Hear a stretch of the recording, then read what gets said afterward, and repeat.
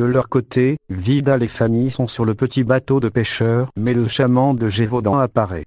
Il frappe Romain et le fait tomber à l'eau. Laetitia est inquiète de pas avoir de nouvelles de Fanny, celle-ci lui envoie un SMS: tout va bien.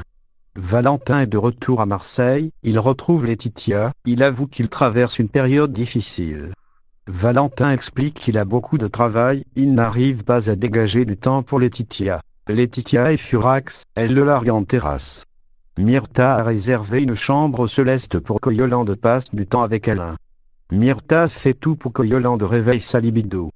Kalia fait du ménage chez Estelle. Elle va aux toilettes et lui dit que ça fait mal quand elle fait pipi. Estelle lui dit d'aller au médecin, c'est sans doute une cystite. Franck raconte à Emma ce qui se passe avec Kalia. Il dit qu'il lui faudrait un travail stable pour qu'elle ait un statut de réfugié. Emma dit qu'à GTS, il cherche une femme de ménage. Vincent Chomette accepte de la recevoir pour un entretien. Kalia dit à Franck qu'elle doit voir un médecin. Il lui prend un rendez-vous. Kalia ne veut pas voir un homme. Blanche décide d'appeler son médecin femme pour avoir un RDV pour Kalia. Yolande emmène Alain dans la chambre, mais elle craque, elle finit en pleurs dans ses bras. Yolande lui confie qu'elle aimerait avoir envie, mais depuis Jocelyn elle n'y arrive pas. Fanny est attachée dans une grotte. Elle comprend qu'Alexandre et Jérémy sont jumeaux.